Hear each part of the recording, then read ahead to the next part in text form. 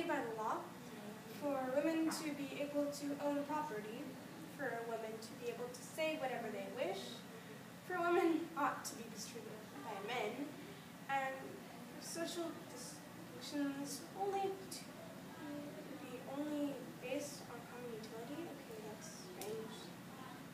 For women and men to be equally admitted to all honors, positions, and public employment.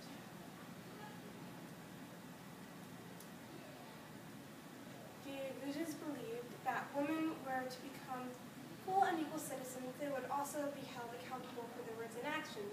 Identify those articles that describe ways in which women were to be held accountable for their own actions. And so that be Article 7, Article 4, and Article 9.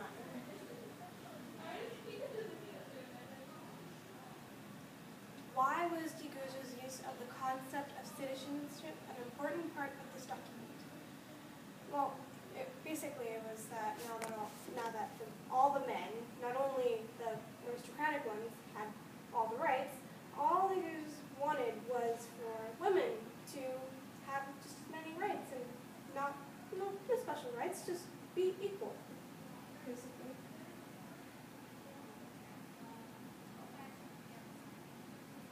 Which phrases in the Declaration strike you as very forward-looking right of women at the time? Are there any rights that women today do not have? Which and where? It must be the same for all, male and female citizens, being equal in the eye of the law, which is one of the quotes. And woman is born free and flies equal to men in her race, which is another one. And for her those are the two very hard-looking rights. And for any rights women today do not have is depending on, where they live. So in many parts of the Muslim world, women are not allowed to choose their husbands, and they're not allowed to have an education. And even when they have legal rights written down on paper, they are usually dismissed in courts and not considered reliable witnesses because they're saying, oh, they're too emotional, and so even sometimes sometimes happens in this country nowadays. So, even now women are being paid less than men, and Vera Rubin made the discovery that led to the idea of dark matter. But when she which is very important nowadays. But when she actually tried to mention it, everybody laughed at her because she was a woman.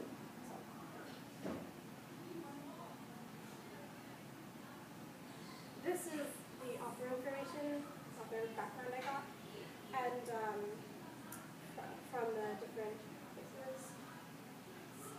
So, Olympic de Gouges' original name was Marie Cowes, and originally lived in the country, not in Paris. Olymp wrote 41 plays, 29 works of prose, and 63 political pamphlets, taking the unpopular stances on difficult issues concerning not only women's rights, but justice itself. And she criticized the manner in which the Jacobins during the French Revolution were controlling the power. And she did this by writing a book that proposed government reform. And because of that, she was arrested, because that book was considered an attack on the sovereignty of the people. In reality, that wasn't true. The Jacobins were basically trying to keep all the power to themselves and basically just said, all right, let's find an excuse to have her executed. So she was executed, guillotined, for trying to instill limitations on the government, and basically for trying to bring justice. So next is the research question, and that is the question itself. So I basically put it in different parts, and the response to Olymp's life is that Olymp is one of the most ignored and forgotten historical figures in her time. And even when she was talked about after her death, it was really said that she had forgotten the virtues of her sex, and that's basically all that she was punished for. But in reality, she did so much more than that, and she angered so many people. And this is about a personal letter. I don't know why there's more to that. Strange. So this is basically some background information.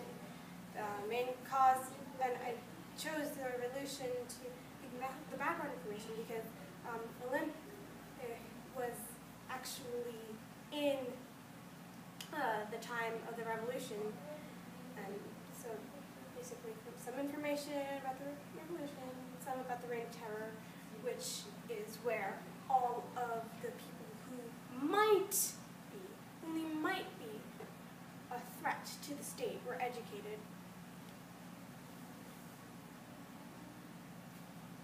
And then here are my citations.